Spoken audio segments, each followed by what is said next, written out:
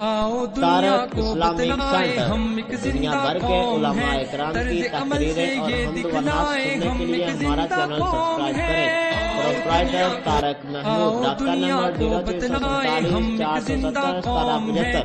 طرز عمل سے یہ دکھلا من شرور انفسنا ومن سیئات اعمالنا من يهده الله فلا مضل له ومن يضلله فلا هادي له واشهد ان لا اله الا الله وحده لا شريك له واشهد ان محمدا عبده ورسوله يا ايها الذين امنوا اتقوا الله حق تقاته ولا تموتن الا وانتم مسلمون يا ايها الذين امنوا اتقوا الله وقولوا قولا سديدا يصلح لكم أعمالكم ويغفر لكم ذنوبكم ومن يطع الله ورسوله فقد فاز فوزا عظيما يا أيها الناس اتقوا ربكم الذي خلقكم من نفس واحدة وخلق منها زوجها وبث منهما رجالا كثيرا ونساء واتقوا الله الذي تساءلون به والأرحام إن الله كان عليكم رقيبا أما بعد فإن خير الحديث كتاب الله وخير الهدي هدي محمد صلى الله عليه وسلم وشر الأمور محدثاتها وكل محدثة بدعة وكل بدعة ضلالة وكل ضلالة في النار سبحانك لا علم لنا إلا ما علمتنا وعلمنا ما ينفعنا وزدنا علما رب اشرح لي صدري ويسر لي أمري واحلل عقدة من لساني يفقهوا قولي رب زدني علما رب زدني حلما رب زدني فهما رب زدني عملا اللهم صل على محمد وعلى آل محمد كما صليت على إبراهيم وعلى آل إبراهيم إنك حميد مجيد اللهم بارك على محمد وعلى آل محمد كما باركت على إبراهيم وعلى آل إبراهيم إنك حميد مجيد قال الله عز وجل في القرآن المجيد والفرقان الحميد أعوذ بالله السميع العليم من الشيطان الرجيم بسم الله الرحمن الرحيم قد أفلح من زكاها وقد خاب من دساها قال النبي صلى الله عليه وسلم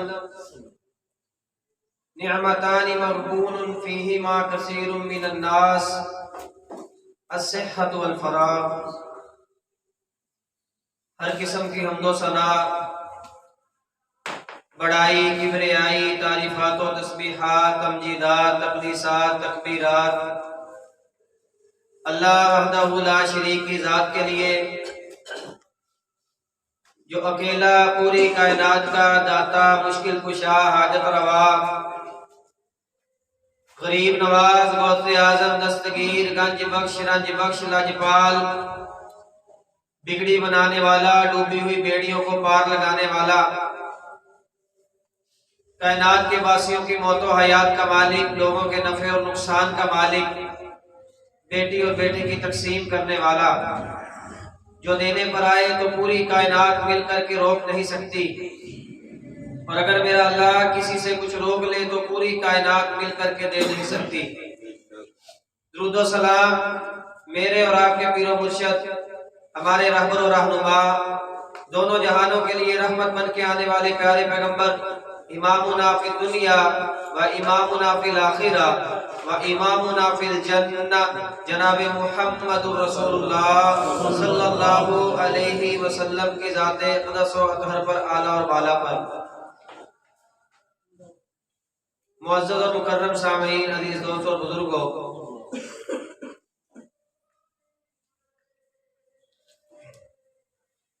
कायनात में जितनी भी अक़वाम और मज़ाहब मौजूद हैं,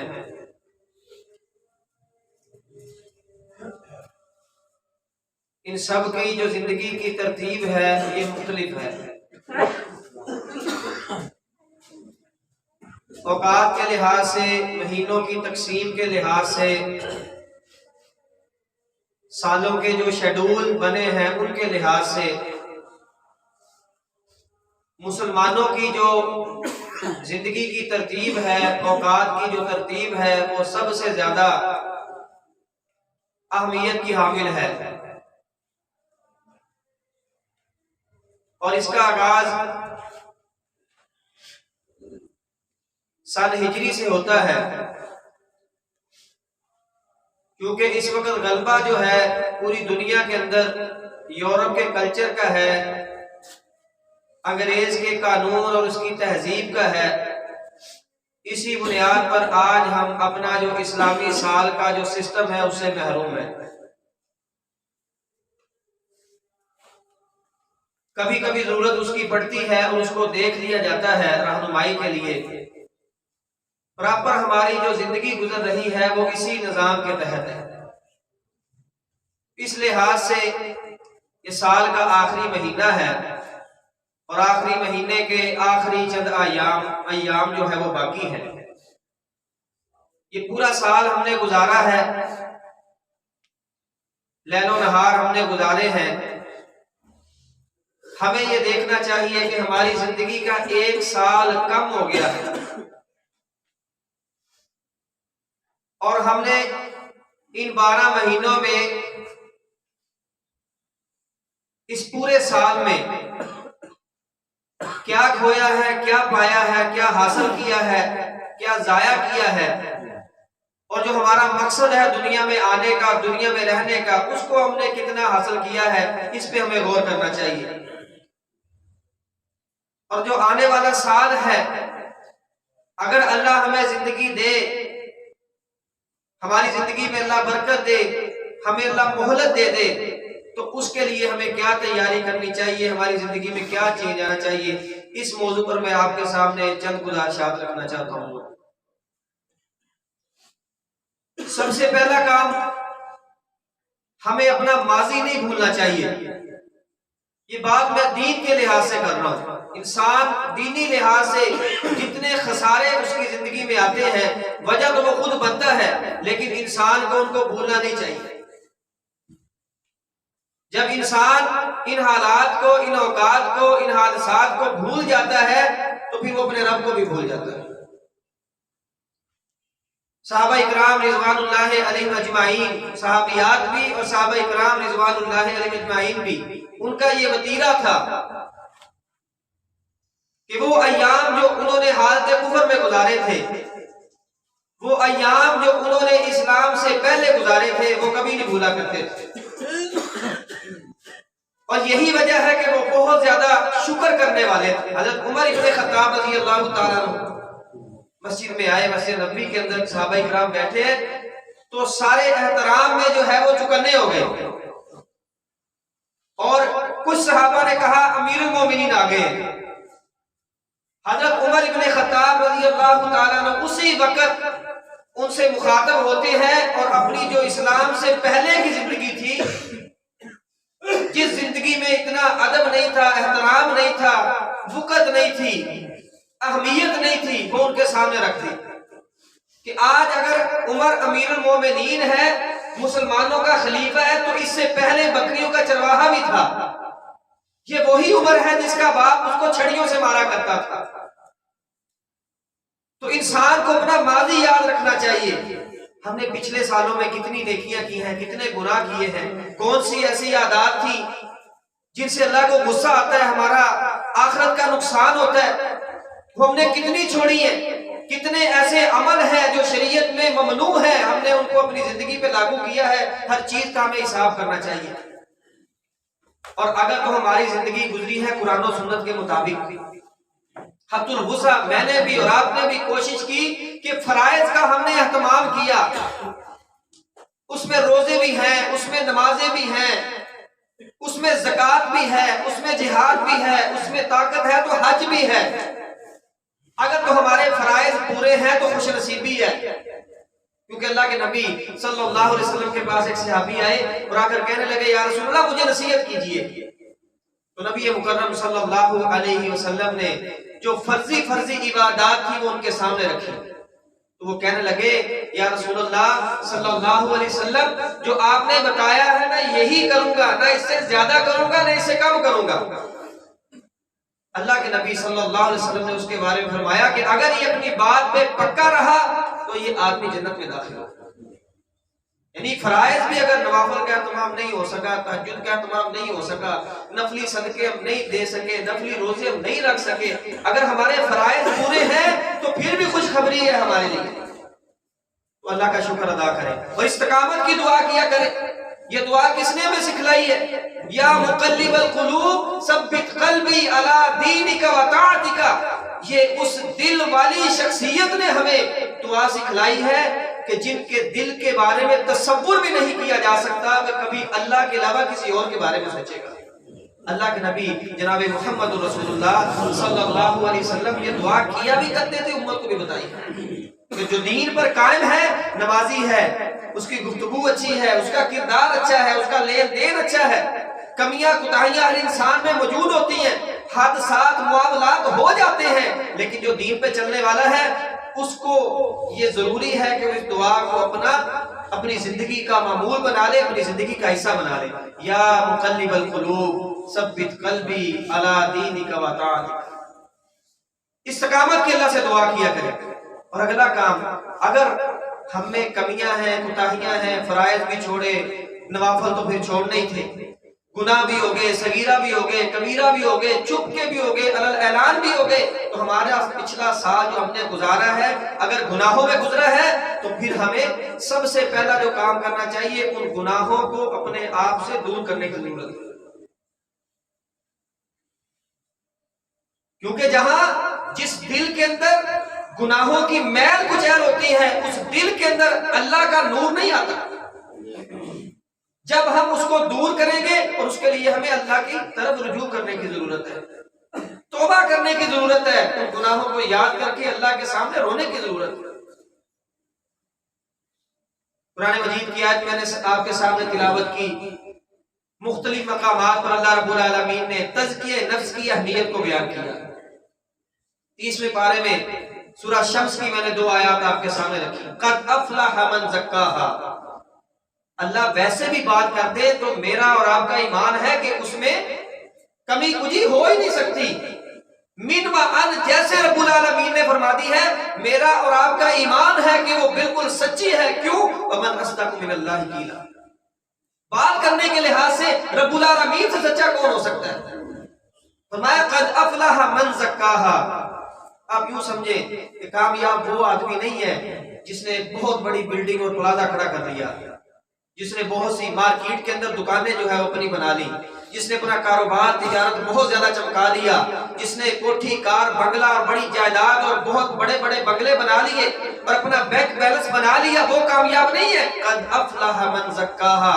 کامیاب وہ ہے، یا اس کا سادہ ترجمہ یہ سنے کہ جنتی وہ ہے اور جہنم سے بچنے والا وہ ہے اور اللہ کے ہاں عزت والا وہ ہے جس نے اپنے آپ کو گناہوں سے صاف کر لیا، پاک کر لیا، جس نے تزکیہ نفس کر لیا. جو برائیاں اس کی شخصیت میں پائی جاتی ہیں وہ ظاہری ہیں یا پوشیدہ ہیں تو ان کو دور کر لے، یہ آدمی کامیاب ہے. ہمارا وقت خوابہ. اور نامراد ہے وہ آدمی، مرد ہے یا عورت، نامراد ہے وہ انسان، ناکام ہے وہ انسان. من دساہا. جس نے تزکیہ نفس نے کیا، اس کو معمولی سمجھا، اس کو نظر انداز کر دیا، بس گناہ کر رہے ہیں اور کیے چلا جا رہا ہے. کوئی توبہ نہیں ہے، کوئی ندامت نہیں ہے، کوئی سوچ نہیں ہے، کوئی فکر نہیں ہے، گناہوں میں ڈوبا ہے۔ حالانکہ اللہ کے نبی صلی اللہ علیہ وسلم نے گناہوں کے اثرات کے بارے میں فرمایا کہ جب انسان گناہ کرتا ہے تو اس کے دل کے اوپر اللہ ایک سیاہ نقطہ لگا دیتا ہے، اور پھر جیسے جیسے وہ گناہ کرتا جاتا ہے اس کا دل سیاہ ہوتا جاتا ہے، یہاں تک کہ اس کے گناہوں کی وجہ سے اللہ اس کے دل کو کالا کر دیتے ہیں۔ اور پھر اس کو نقصان کیا ہوتا ہے کہ نہ اس کو نیکی کا پتہ چلتا ہے، نہ اس کو برائی کا پتہ چلتا ہے، تمیز ہی بھول جاتا ہے۔ نیکی کرتا ہے، احساس ہی نہیں ہے، اس کی اہمیت کا پتہ نہیں ہے، اس کی طرف توجہ نہیں ہے، خلوص نہیں ہے، اخلاص نہیں ہے، کچھ بھی نہیں ہے۔ اور گناہ کرتا ہے تو پھر اس کو احساس ہی نہیں ہے میں نے گناہ کیا ہے، میں نے نافرمانی کی ہے، اس کی مجھے معافی مانگنی چاہیے، یہ مجھے نہیں کرنا چاہیے تھا، یہ میں اپنی آخرت تباہ کر رہا ہوں۔ یہ تمیز ہی اس کو بھول جاتی ہے۔ اور اسی والے سے دل کو کالا کرنے کے لحاظ سے اللہ کے نبی علیہ الصلوۃ والسلام نے ایک اور حدیث بیان فرمائی، وہ جمعے کے دن، جمعے کی نماز کے حوالے سے۔ بڑے ایسے لوگ ہیں، میں ذاتی طور پہ جانتا ہوں، عید پڑھتے ہیں، صرف عید، سال بعد 2 عیدیں آئیں، رسمی سا وہ معاملہ کیا، وہ پڑھ کے حق ادا کر دیا کہ مسلمان جمعہ بھی نہیں پڑھتے۔ فرمایا جس نے 3 جمعے چھوڑ دیے جان بوجھ کے، کوئی عذر نہیں ہے، کوئی شرعی عذر نہیں ہے، 3 جمعے نہیں پڑھے جان بوجھ کے چھوڑ دیے، ان کی نحوست اتنی ہے اس عمل کی جمعہ چھوڑنے کی، اللہ اس کا دل کالا کر دیتا ہے۔ اور جب تک وہ پکی سچی توبہ نہیں کر لیتا، روٹین میں نہیں آ جاتا، اس وقت تک اللہ اس کے دل کو سفید نہیں کرتا، کالا ہی رہتا ہے۔ اور یہ بہت بڑا نقصان ہے۔ کیوں؟ اگر جس کا دل خراب ہے، جس کا دل بیمار ہے، جس دل کے اندر نحوست ہے، جس دل کے اندر بے ایمانی ہے، جس دل کے اندر برے خیالات ہیں، دنیا کی چاہت ہے، آخرت کی فکر نہیں ہے، وہ سارے کا سارا جسم بھی بیکار ہے۔ تزکیہ نفس ہمیں کرنا چاہیے۔ قد افلح من زکاہا وقد خاب من دساہا، جو اپنے آپ کو گناہوں کو جو ہے اپنے گناہوں کو اپنے آپ سے دور کرتا جائے، مٹاتا جائے، حساب کتاب لگاتا جائے، کتنے میں نے گناہ کیے، کتنی نیکیاں کی، تب بھی تو تزکیہ ہوگا نا۔ ایک چھوٹا سا کاروباری انسان جس نے دکان کے آگے تھوڑا سا پھٹا لگایا ہوتا ہے، ریڑھی لگائی ہوتی ہے، وہ بھی حساب کرتا ہے شام کو، میں نے کیا کمایا، مجھے منافع کتنا ہوا ہے، میں نے کیا سیل کیا آج، یہ پیچھے سے کتنے کا مال آیا تھا، میں نے آگے سیل آؤٹ کر کے اس میں منافع کتنا کمایا، اس کا حساب ہے، پوری زندگی کا حساب نہیں ہے۔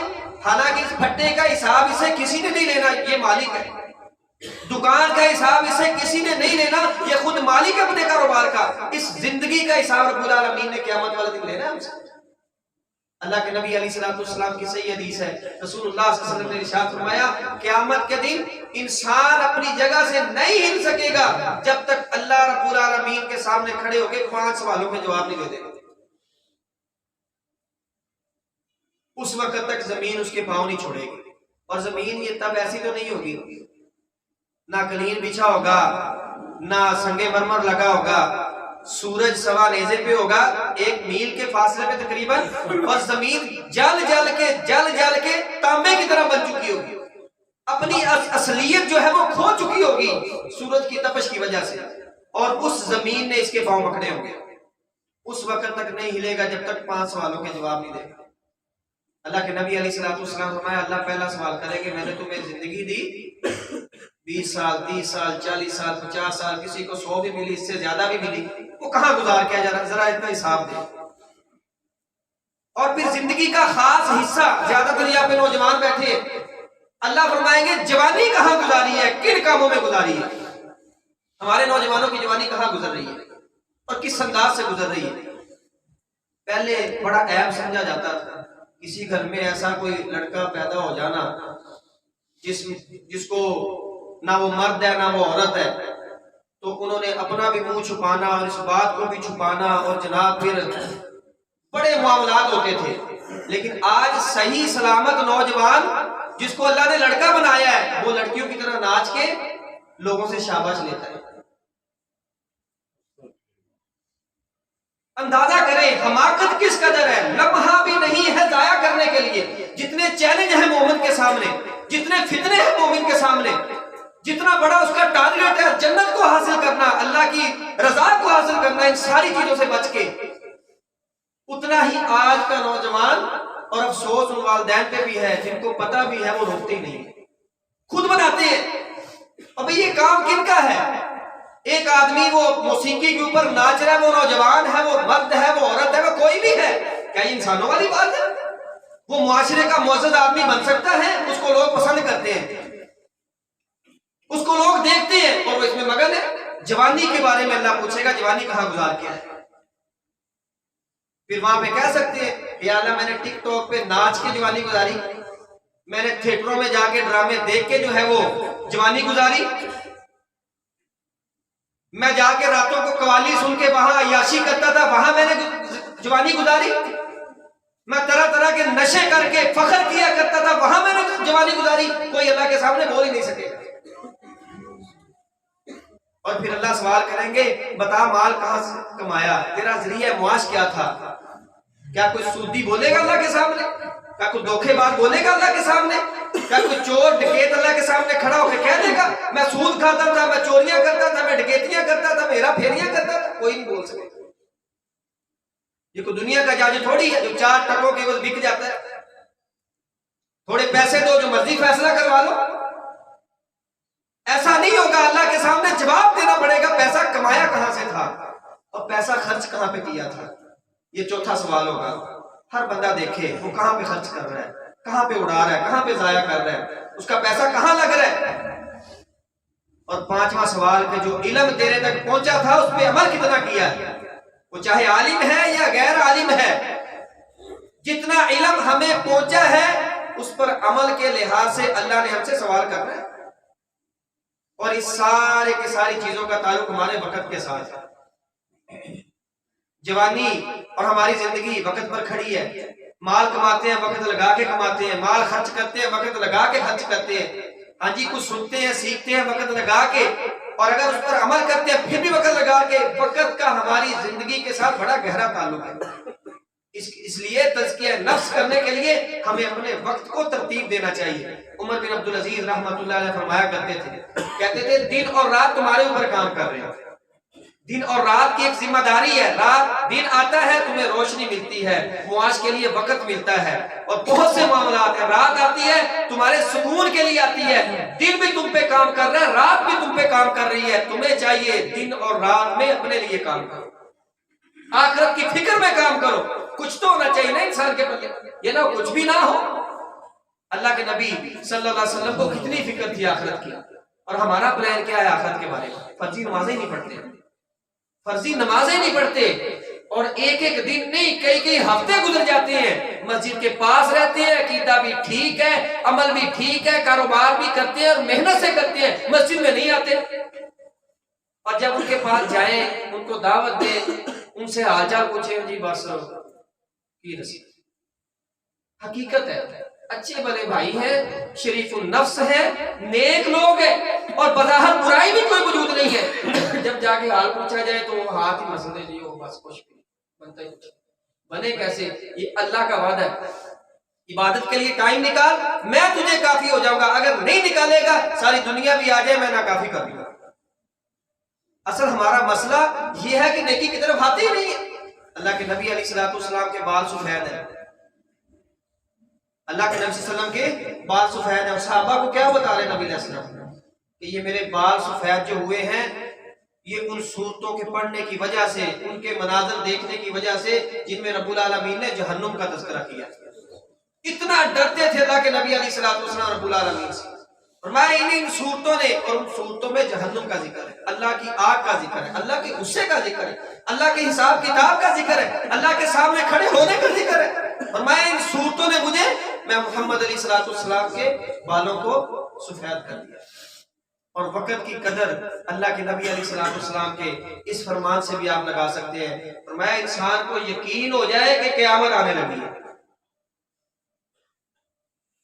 بڑی قابل غور حدیث ہے، انسان کو یقین ہو جائے بس قیامت آنے لگی ہے، اور اس کے بعد جب قیامت برپا ہو جائے گی تو پھر عمل کا سسٹم ختم ہے، اور اس کے ہاتھ میں پودا ہے تو اس کو چاہیے فٹافٹ لگا دے۔ قیامت کو دیکھ رہا ہے اور پورا یقین ہو گیا ہے کہ قیامت بس آنے لگی ہے، اور اگر اس کو فرصت ملتی ہے ایک پودا لگانے کی بھی تو اس کے چاہیے وہ پودا لگا دے۔ اس قدر اللہ کے نبی صلی اللہ علیہ وسلم یہ فرمایا کرتے تھے، فرماتے تھے نعمتانی مغبون فیہما کثیر من الناس الصحۃ والفراغ، دو نعمتیں ایسی ہیں جن کے بارے میں لوگ خسارے میں ہیں، جن کو لوگ معمولی سمجھتے ہیں، جن کو ضائع کرنے کے لیے پلان کیا جاتا ہے۔ الصحۃ والفراغ، صحت ہے، اس کو ضائع کرنے کے لیے انسان کیا کچھ نہیں کرتا، کھانا دیکھ لو، پینا دیکھ لو، اور زندگی کا معمول دیکھ لو جو ہم گزار رہے ہیں، ہر بندے کو اپنا بخوبی پتہ ہے۔ والفراغ فرمایا فارغ وقت جو ہے، اور اس پہ بھی پلان کیا جاتا ہے اس کو کیسے برباد کرنا ہے۔ اتنی بڑی رات ہے یار، کیا کروں، اتنی بڑی رات ہے، کیا شریعت نے پلان نہیں تمہارے سامنے رکھا کہ رات کو کرنا کیا؟ نبی علیہ السلام کیا معمول تھا آپ علیہ السلام کا؟ سارا دن، اور جتنا بوجھ رسول اللہ صلی اللہ علیہ وسلم کے کندھوں پہ تھا، جتنی ذمہ داریاں نبی علیہ السلام پر تھی، اور جتنا مشقت والا کام رسول اللہ صلی اللہ علیہ وسلم کا تھا، اللہ کی قسم اٹھا کے کہتا ہوں جتنے بھی انسان گزرے ہیں یا آنے والے ہیں کسی پر اتنا بوجھ نہیں تھا، پوری امت کا بوجھ، اپنے گھر والے ہیں، اپنے بچے ہیں، اپنے بیٹے ہیں، اپنی بیٹیاں ہیں، اپنی بیویاں ہیں، اپنا خاندان ہے، امت کے لوگ ہیں، مسائل ہیں، سازشیں ہیں نبی علیہ السلام کے خلاف، بڑے چیلنج ہیں، مخالفت ہے، پتہ نہیں کیا کچھ ہے، اس کے باوجود بھی اللہ کے رسول صلی اللہ علیہ وسلم رات کو اتنی نماز پڑھتے، پاؤں پر ورم آ جاتی، ماں جی پوچھتی ہیں یا رسول اللہ صلی اللہ علیہ وسلم اگلے اور پچھلے سارے گناہ اللہ نے آپ کے معاف کر دی، آپ پھر بھی اتنی بات کرتے ہیں، میں افلا اکون عبدا شکورا، کہ میں اللہ کا شکر گزار بندہ نہ بن جاؤں، اور ہم فرض نہیں پڑھتے۔ فرمایا دوسرا فارغ وقت ہے جس کے حوالے سے لوگ خسارے میں ہیں اور اس کو معمولی سمجھتے، اس کی قدر نہیں کرتے۔ ہر چیز انسان کو مل جاتی ہے جو انسان کے ہاتھ سے چلی جاتی ہے، صرف ایک وقت ہے جب گزر جائے تو وہ واپس نہیں آتا۔ اس لیے میرے بھائیوں ہمیں چاہیے کہ جو سال ہم نے گزارا ہے اس کا حساب لگائیں، کتنے گناہ کیے، کتنی نیکیاں کی، کتنا دین سیکھا، کتنا سکھایا، کتنا عمل کیا، اور جو آنے والا سال ہے اس کے جتنے بھی دن مل جائیں، ہفتے مل جائیں، یا اس کے بعد کئی سال مل جائیں، اس کے لیے ہمیں پلان کرنا چاہیے۔ سب سے پہلے فرائض کا اہتمام کریں اور اپنی آمدن کا خیال کریں، اپنے خرچ کا خیال کریں۔ جو نوجوان ہیں وہ اپنی نوجوانی کو جو ہے وہ دین کے لیے کھپائیں، نہ کہ دنیا داری میں پڑھ کے، دنیا کی چاہت میں پڑھ کے، دنیا کے معاملات میں پڑھ کے برباد کر لیں۔ یقین جانے یہ وقت ایسا جوانی کا، اللہ کے نبی علیہ السلام فرمایا ایسا نوجوان جس کا دل مسجد کے ساتھ لگا ہوتا ہے، فجر پڑھی ہے اب یہی چاہتا ہے کب ظہر کی اذان ہوگی اور میں جا کے مسجد میں نماز ادا کروں گا، کبھی وقت ملا تو مسجد میں آ گیا اور آ کے اس نے مسجد کی صفائی شروع کر دی، جس انداز سے بھی مسجد کے ساتھ جو ہے وہ جڑ گیا۔ قیامت والا دن ہوگا جب کوئی سایہ نہیں ہوگا، دھوپ کی شدت بھی ہوگی اور گرمی کی آپ نے یہ حدیث سنی ہے اخیر ہوگی، فرمایا اس وقت میں اللہ اپنے عرش کا سایہ اس نوجوان کو عطا کرے گا جس کا دل مسجد کے ساتھ لگا ہے۔ اور کئی لوگ مسجد میں رہ کے بھی نماز نہیں پڑھتے، اتنے بد نصیب ہیں۔ اندازہ کرنے کے مسجد میں رہنے والی بات ہے، مسجد کے ہمسائے اٹھ کے آتے ہی نہیں، اذان ہوتی ہے، جماعت ہو جاتی ہے، ایک ہو جاتی ہے، ساری ہو جاتی ہیں، دکانوں پہ بیٹھے ہیں۔ میرے بھائیوں اگر ہمیں تھوڑا سا بھی احساس ہے کہ ہم نے اللہ کے سامنے کھڑے ہو کے اپنی زندگی کا حساب دینا ہے، اپنی آنے والی نسلوں کے لیے ہم نے کوئی ترتیب بنانی ہے کہ ان کو کیسے دین پہ چلانا ہے، فتنوں سے بچانا ہے، تو ہمیں اپنی اصلاح کرنی ہوگی۔ اللہ سے دعا ہے اللہ صحیح معنوں میں دین اسلام کو سمجھ کر اس پر عمل کرنے کی توفیق عطا فرمائے۔